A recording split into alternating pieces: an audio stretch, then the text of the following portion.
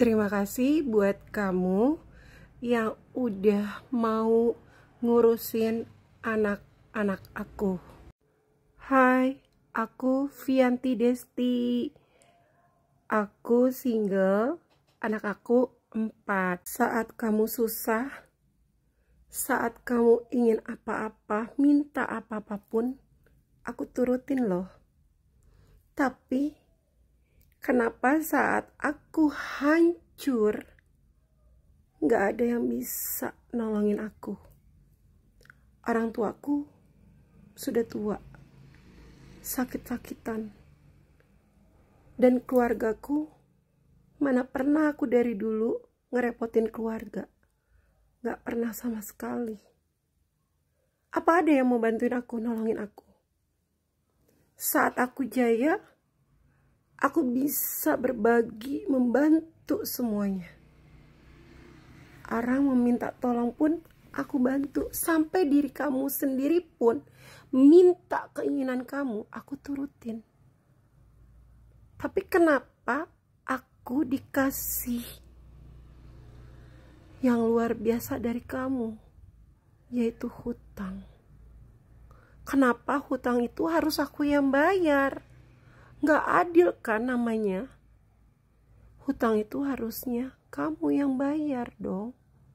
Kamu yang udah pakai, kamu yang udah puas-puasin uang aku. Tapi kamu gak tanggung jawab, kamu pengecut. Itu doang. Yang dalam pikiran otak aku itu adalah keadilan. Karena kamu lari dari tanggung jawab. Kamu tuh pengecut. Gak mampu kamu untuk membayar semuanya yang udah kamu lakuin. Kamu cuma bilang minta maaf, dan minta maaf atas semua kejadian ini semua. Tapi aku ketiban sial dari kamu. Datanya pakai data aku, jadi aku yang harus tanggung jawab. Itu yang aku gak suka. Siapa yang make ya harusnya dia dong yang tanggung jawab penuh, bukan aku. Satunya jalan dengan cara apa? Dengan cara aku jual rumah aku, biar semuanya kelar. Apa yang udah aku bangun, yang aku inginkan, aku impikan semuanya hancur, pure. Aku kolab di titik terendah aku. Tapi saat aku di titik terendah, aku ngelempar anak aku ke kamu, biar kamu yang ngurusin. Tapi kamu ngecap jelek aku. Dulu yang buat kebaikan itu siapa? Aku. Tapi saat aku hancur terpuruk, kamu malah jadi buat kejelekan aku. Sangat luar biasa. Intinya aku makasih banyak ya. Aku udah dikasih hutang-hutangnya segitu banyaknya. Aku yang harus nanggung semuanya loh. Bukan kamu dan bukan keluarga kamu yang nanggung. Karena pakai datanya aku. Dan ingat satu, kamu masih ada piutang sama orang tua aku. Wajib kamu bayar. Karena pakai data kamu. Karena kamu yang minta dan kamu yang pinjam, jadi kamu yang harus membayar. Bukan aku lagi, tapi kamu. Karena kamu yang terlalu egois, yang terlalu jahat, terlalu zolim sama aku. Aku gak pernah kasar sama kamu dari dulu, aku terlalu manja sama kamu. Sampai pada akhirnya sekarang ini, emosiku meluap karena ulah kamu. Dulu waktu masih jadi istri kamu, aku bertahan. Tiada seorang pun yang tahu masalah keluarga kita. Orang lain hanya tahu hidup kita enak aja, romantis, bahagia terus. Tapi nyatanya apa? Banyak ain yang selalu zolimin aku. Itu gak adil buat aku. Aku yang berjuang, kaki aku jadi kepala, kepala aku jadi kaki. Tapi balasan kamu mana? Gak ada balasan buat aku itu, gak ada. Aku cuma minta tanggung jawab, keadilan. Kamu jangan jadi pengecut. Itu aja pesan aku. Tolong, jangan kamu lari dari kenyataan hidup. Hadapi dengan tanggung jawab. Kamu seorang laki-laki. Kamu adalah pemimpin. Kamu adalah imam buat anak-anak kamu. Jangan biarkan mereka terlena dengan agamanya. Harus kamu ingatkan mereka. Kemarin tuh ada yang ngechat ke aku lewat Wawa. "Mih, kenapa sih harus anak dititipin ke mantan suami?" Yes, memang benar. Aku yang kirim anak itu ke mantan suami aku. Cuma sama beliau malah dikirim ke Cirebon, ke tempat kakak dan adiknya. Jadi yang ngurusin anak aku kakak-kakaknya dan adiknya dia sendiri yang ngurusin. Nah, di situ dia bilang anaknya terurus, bisa makan, seneng. Ya syukur alhamdulillah buat aku pribadi. Terima kasih banyak ya. Anak aku udah dibikin bahagia di sana. Tapi saya minta dengan sangat-sangat jangan pernah kasari dia. Jangan pernah larang dia. Karena anak aku itu dari dulu selalu aku sayangi. Aku manjakan. Karena aku gak pengen anakku hidup susah. Karena aku berpikir aku bekerja untuk mereka, menafkahi mereka. Jangan sampai mereka hidupnya sengsara. Tapi karena sesuatu hal sehingga membuat aku seperti ini, yang pada akhirnya aku berniat ngasih 4 anak itu ke dia. Cuma yang dibawa baru 2. Karena kakaknya yang usia 15 tahun dan 18 tahun itu belum mau ikut bapaknya.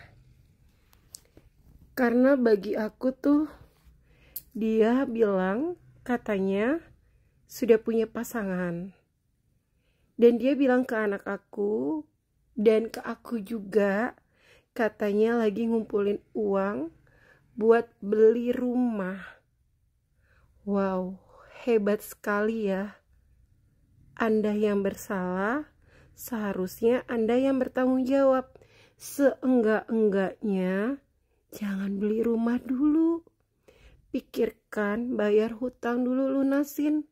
Kalau nggak mau bayar hutang, pikirkan masa depan anak-anaknya. Kasihan anakmu, masa depannya terbengkalai oleh kelakuan kamu sendiri. You know, paham? Sampai di sini saya bermaksudnya seperti ini biar kamu tuh mikirin anak-anak kamu, bukan mikirin diri kamu sendiri, keegoisan kamu sendiri. Kamu tuh egois, yo.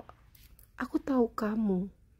Kamu hanya memikirkan diri kamu, kesenangan diri kamu, kepuasan diri kamu. Aku yang dulunya selalu memikirkan kamu, yang selalu memikirkan anak-anakmu, sampai aku beri nafkah, sampai aku ngebiayain hidup mereka. Seharusnya itu tanggung jawab sepenuhnya seorang ayahnya sendiri. Ayah itu berhak wajib menafkahi anak-anaknya. Apabila dia tidak mampu untuk menafkahi anak-anaknya, bisa dilakukan oleh keluarga suaminya sendiri. Nah, bukan perempuannya, perempuan itu ibaratnya hanya sedekah. Kamu sudah mandat ke aku, udah nginfoin ke aku kalau aku tidak diperbolehkan untuk tahu kabar mereka, untuk gak bisa kontak mereka, ataupun untuk ngobrol secara langsung by call dengan mereka. Karena aku tahu kamu menyuruh mereka untuk membenci aku. Itu ucapan kamu dulunya ya, Yok. Kamu pernah berkata, apabila anak-anak sama aku, dia akan membenci kamu selamanya. Gak apa-apa bagi aku ikhlas lahir batin. Tapi nanti suatu saat dia dewasa, dia akan mengerti siapa yang salah dan siapa yang benar. Ingat ya, kamu punya 2 dapur. 1 dapur di Cirebon dan 1 dapur lagi anak kamu yang di Jakarta bersama aku. Wajib loh kamu nafkahi, jangan kamu tidak nafkahi sama sekali. Istri itu hanya sekedar sedekah. Mantan istri ya, sekedar sedekah. Kalau mantan suami itu tidak ada yang namanya bekas anak. Jadi wajib kudu banget menafkahi anak-anaknya. Jangan kamu menafkahi pasangan kamu doang. Anak kamu juga harus dinafkahi dong. Jangan sampai kamu berpikir, anak-anak aku udah ada yang ngurusin di Cirebon, jadi gue gak perlu harus bingung. Enaknya anak aku di sana udah dikasih makan, terurus, dan segala-galanya. Enak ya, padahal dulu aku loh, kesalahan aku 1, terus kamu ungkit. Beribu-ribu aku punya kebaikan, tidak akan kamu ingat. Itu udah hukum alam. Sayangi anak-anak kamu, perhatiin anak-anak kamu, ngertiin anak-anak kamu. Apa yang mereka minta, tolong kamu turuti. Jangan pernah sedikit pun tidak kamu turuti. Ingat itu pesan dari aku. Meskipun aku bakalan dicap jelek oleh anak-anak aku nantinya karena disuruh kamu, tapi tetap suatu saat nanti anak-anak itu besar, mereka akan mengerti. Bagi aku gak masalah anak-anak diambil kamu semua. Aku cuma pengen hidup tenang. Aku pengen hidup bahagia. Dan aku pengen hidup nyaman. Nyaman, tenang, bahagia bersama orang yang sungguh-sungguh benar-benar mencintai dan menyayangi aku sepenuh hatinya. Itu yang aku inginkan. Semoga terijabah ya Allah. Pesan aku itu aja buat kamu. Tolong jaga anak kita baik-baik. Meskipun kita udah cerai, sudah tidak ada apapun, tolong jaga mereka baik-baik ya. Sayangi mereka, cintai mereka dengan sungguh-sungguh. Mereka itu adalah darah daging diri kamu sendiri. Ingat pesanku. Lihat aja, setahun, 2 tahun, 3 tahun, 4 tahun, 5 tahun, pasti kamu bakalan dirongrong loh oleh keluarga kamu buat kebutuhan hidup anak-anak kamu sendiri loh. Dan nanti kamu yang pusing banget. Karena apa? Dulu kamu ngatain aku. Karena aku dari dulu gak pernah ribut minta nafkah sama kamu. Saat aku cerai, aku minta nafkah kan sama kamu. Nah, itu nafkah buat anak-anak kamu. Tapi kamu dan teman-temanmu ngecap jelek aku. Udah cerai ya udah, nggak ada urusan lagi. Ngapain lu harus kontak-kontak dia lagi? Hello, anak itu nggak ada bekasnya guys. anak nggak ada bekasnya, jadi harus kamu beri nafkah ya. Selamat ya buat kamu yang udah punya pasangan. Doain aku percaya dan yakin Allah akan beri keindahan, kebahagiaan yang sangat luar biasa buat aku. Aku hanya cuma minta, aku ingin hidup tenang, bahagia dan nyaman. Aku ingin mendapatkan pasangan hidup yang benar-benar tulus mencintai aku, menyayangi aku, berakhlak yang baik, dan juga dia sangat-sangat effortnya lebih buat aku, support buat aku, yang bisa ngehargain aku, yang perhatian buat aku dan segala-galanya, yang benar-benar sayang cintanya sama aku. Bukan seperti kamu yang tidak pernah bisa menghargai diri aku. Aku cuma minta itu. Aku cuma minta, ingin banget hidup tenang, bahagia dan nyaman. Dan ingat ya, semua memori kenangan kamu, kontak kamu pun sudah aku hapus dalam ingatan aku, dan juga sudah aku hapus semuanya yang ada di dalam memori handphone ini. Ingat itu. Apabila urusan ini sudah kelar semuanya dan rumah ini laku terjual, tidak ada, aku tidak akan mau kembali lagi pada kamu seumur hidup aku. Dan aku menganggap kamu itu sudah menjadi sampah yang tidak pantas dipungut lagi. Dia tidak layak. Kamu tidak layak untuk dipungut lagi. Karena sampai kapanpun orang yang selingkuh bakalan kambuh lagi. Gak akan bisa sadar kecuali dari dirinya sendiri. Itu doang pesan aku. Aku tidak akan mau kembali lagi padamu. Aku udah sangat kecewa banget sama kamu. Udah bencinya luar biasa sama kamu. Karena aku merasa gak adil buat aku. Karena ulah kamu, harus aku yang bertanggung jawab. Mana diri kamu? Kamu hanyalah seorang pengecut yang lari dari kenyataan hidup. Ingat, kamu hanyalah seorang pengecut buat aku. Pengecut yang lari dari kenyataan hidup yang tidak bisa kamu hadapi. Ya, itu pesan aku. Aku tidak akan mau kembali lagi sama kamu seumur hidup aku. Apabila udah urusannya kelar, goodbye. Pergi 1000 langkah, 1.000.000 langkah pun, aku gak akan mau kembali lagi sama kamu. Cukup buat aku. Cukup. Doain aku yang terbaik, biar aku bisa dapat pasangan yang lebih baik. Aku cuma ingin bahagia doang. Pengen tenang, pengen nyaman.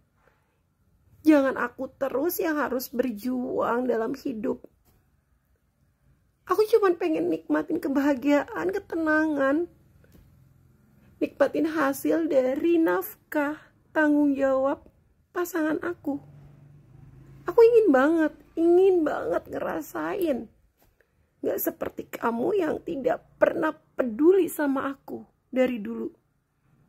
Kamu egois. Aku gak suka sama orang egois. Itu aja. Kekurangan kamu pun aku maafin loh. Aku cuman berpikir kali aja kamu bisa berubah. Tapi nyatanya tidak sama sekali. Dan itu pesan aku. Aku makasih banyak buat yang udah ngurusin. Ingat, nafkah anak kamu ada 2. di Cirebon sama di sini, wajib kamu nafkahi semua anak-anak kamu. Ingat itu ya. Dan jangan pernah kamu berucap, aku udah gak ada uangnya lagi. Gak pantas lelaki bicara seperti itu. Kamu lelaki, kamu harus kuat.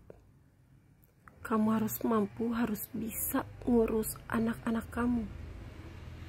Itu pesan aku ya. Jangan pernah mengeluh.